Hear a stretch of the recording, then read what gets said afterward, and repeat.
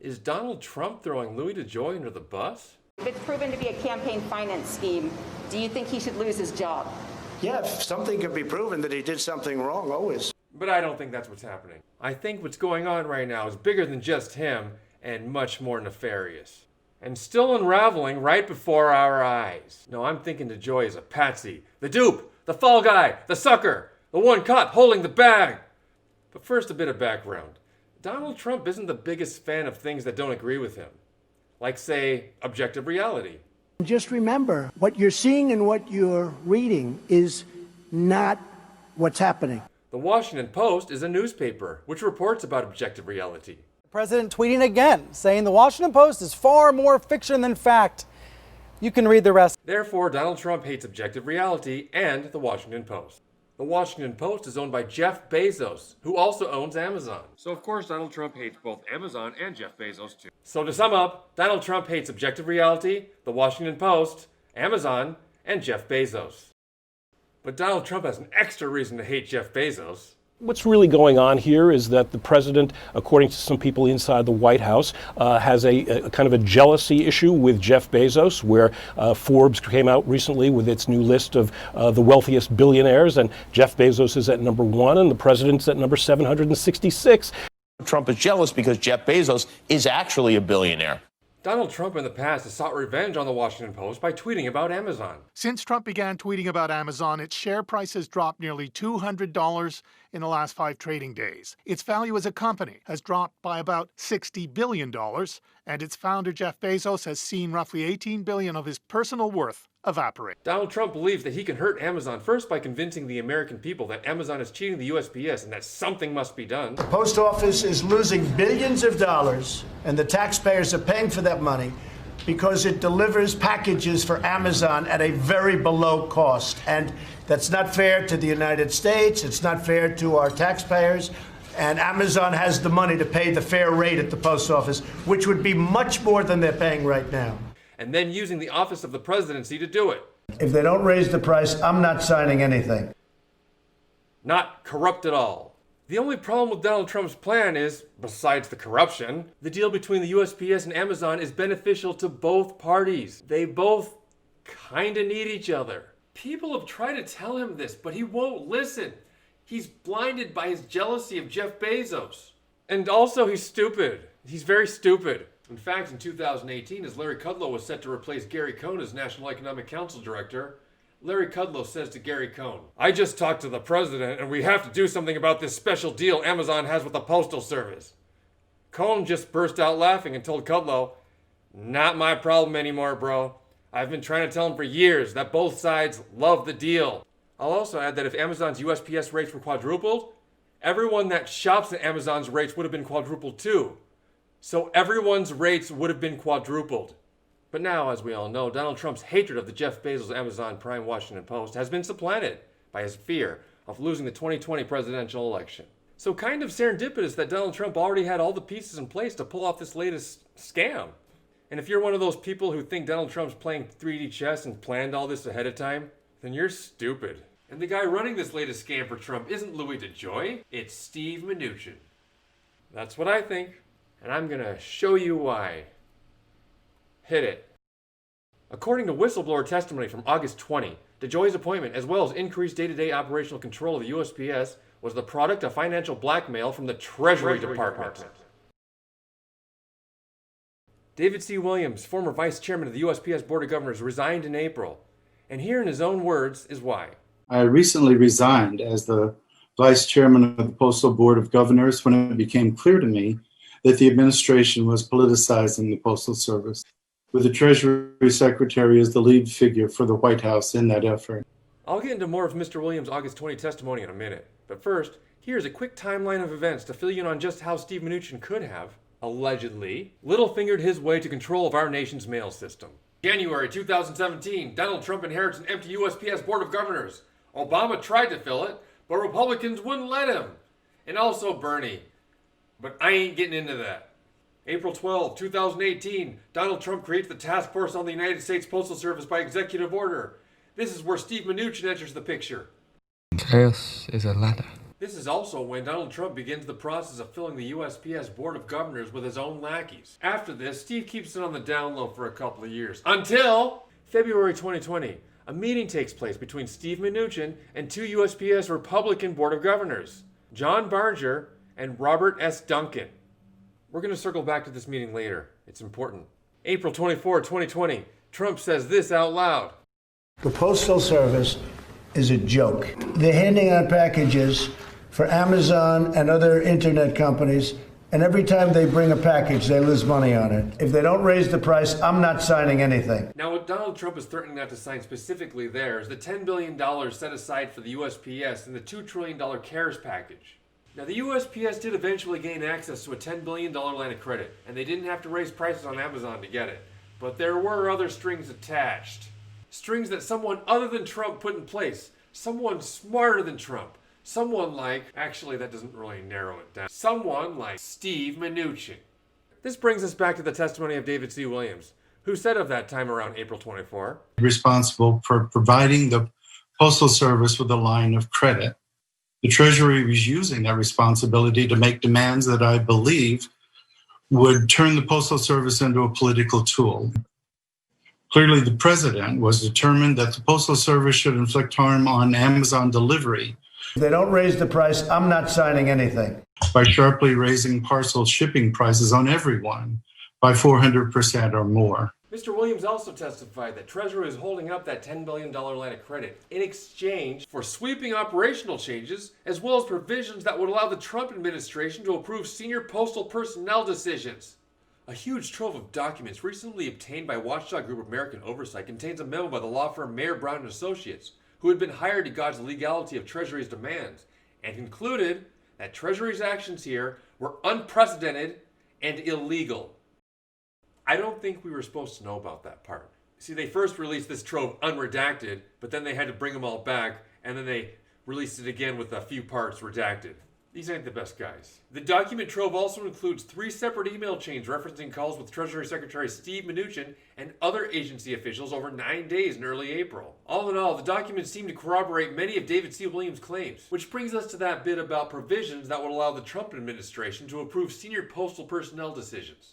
For more on that, let's watch an exchange between Congressman Jamie Raskin and Steve Mnuchin at a hearing that occurred on September 1 of this year. Well, it's been widely reported that in February you met with 2 Republican members of the Postal Governor's Board to discuss the replacement of outgoing Postmaster General Brennan. Why did you get involved in that process, and why did you invite just Republican governors on this bipartisan board with a nonpartisan mission to have a discussion with you, but no Democratic governors? Ah yes, that February meeting I said we'd circle back to. Let's look at the minutes of that meeting. All right, Johnny, play the clip. No? Nothing? Oh, that's right. We can't. You see, since the 2 Democratic governors on the board at that time were not invited to, and thus did not attend that meeting in February, the meeting did not include a quorum of board members, so it was not subject to sunshine laws that apply to official board meetings, and there's no formal Postal Service record or minutes of what was discussed. Well, how convenient. We do know that the name Louis DeJoy only surfaced as a candidate after February of 2020. When John Barger was asked about that, he said that Robert Duncan is the guy that put DeJoy's name onto a list of candidates that was being kept by headhunting firm Russell Reynolds. Mr. Duncan himself claims that he raised DeJoy's name after the search firm gave him a list of candidates that DeJoy's name was not on. Yeah, no shit.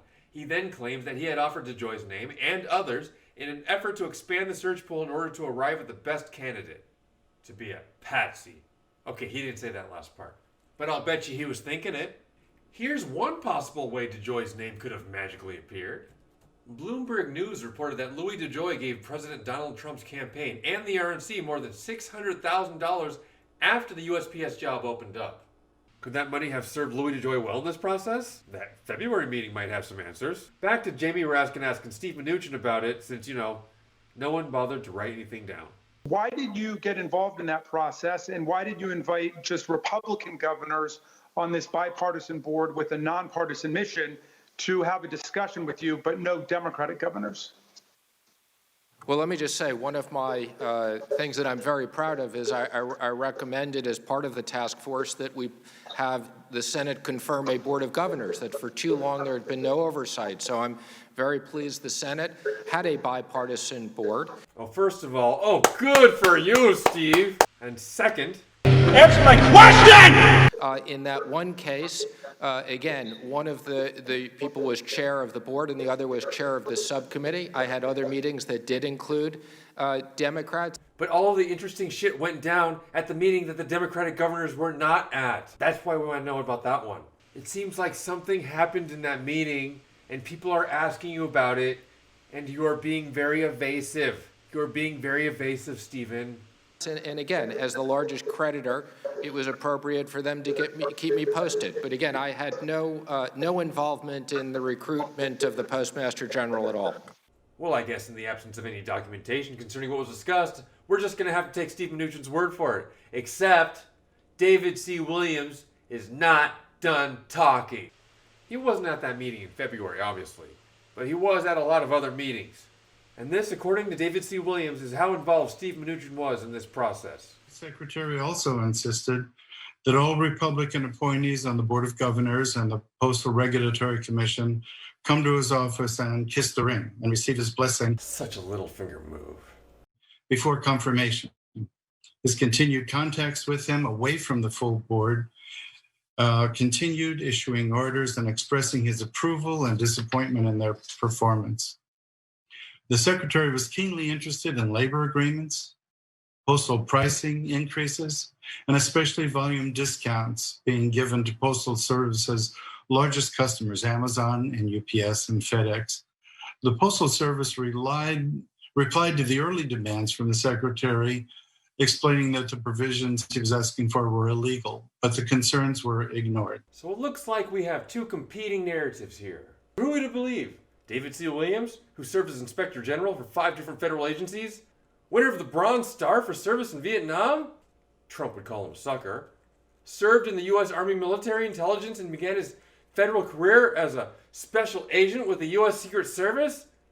And there's a whole bunch I left out. Steve Mnuchin, meanwhile, producer credit on Lego Batman, infamous micromanager. Stephen's stepmother makes it a point to inform people that Stephen isn't biologically hers. Stephen didn't come from me. Oh yeah, and that trove of documents, as I said before, it corroborated everything that David C. Williams said. Okay, so weird that DeJoy's name just popped up out of nowhere after that February meeting. But he eventually got the job, so he must have killed it in his interviews, right?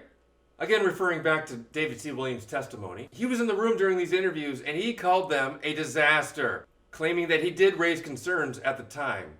The candidate, he says, spent the first interview asking questions of the board members. Who am I? Why am I here? Prompting one governor to joke that they had better ask him at least one question, or this session might not qualify for an interview.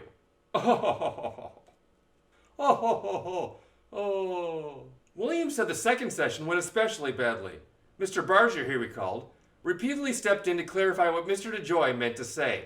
So you were just trying to help out a friend who was frightened, who was scared of what was happening to her. And when you're scared, what? There was no evil. There was. He then said that DeJoy was the only candidate that the board interviewed who appeared to be unqualified for the job. Oh, I don't know. Unqualified is kind of a strong word. I mean, he owns stock in FedEx, UPS. Oh, those aren't qualifications. Those are, that's right. Those are conflicts of interest. Right. That's the kind of thing a background check would have found. David C. Williams claims he was pushing for background checks. And John Barger's claiming, yeah, we did do deep dives into Louis DeJoy's background. And we found that Louis DeJoy is a strong leader. So either you didn't do a background check or you did do one and you said, who's going to find out? Now, many people are saying that Louis DeJoy is playing dumb. And they point to things like his massive conflicts of interest as proof. I see this as proof that he actually is dumb. He's not just playing dumb. Look, Louis DeJoy only knows as much as his handlers allow him to know. And that's not much. His only interest is knowing how he's getting paid. And he's not a logistics expert. He's good at making deals and putting himself in the right place at the right time to make a lot of money. And that's what he did here. In all of this slowing down the mail business, Louis, no likey. What the excitement was creating, so I decided to stop it. Look at his testimony. Personally, I see a guy that wants to fix whatever's wrong with the mail just to the point where it's not big headline news anymore. Because the mail being in the headlines for the wrong reasons is not good for Louis DeJoy's chances of getting paid. We removed 700 post collection boxes, of which I had no idea that was a process, or that was a process. No, I'm sorry. This is not the guy. And he's definitely not the guy who has any answers to any of our questions. We need to talk to the guy that put Louis DeJoy in place. We need to talk to the guy that executed this plan to slow down the mail. But first, I am going to spend the next 25 minutes of this video proving to you, the viewer, that the mail is being slowed down intentionally, specifically to affect the 2020 presidential election. I have painstakingly curated charts, graphs, hours of video footage, and by the time I am done presenting them to you, you will see the clear link between the slowdown of the mail and the... Now, they need that money in order to have the post office work so it can take all of these millions and millions of ballots. What? Come on, man. Okay, we're moving on. We need to find the guy that executed the plan to affect the 2020 presidential election.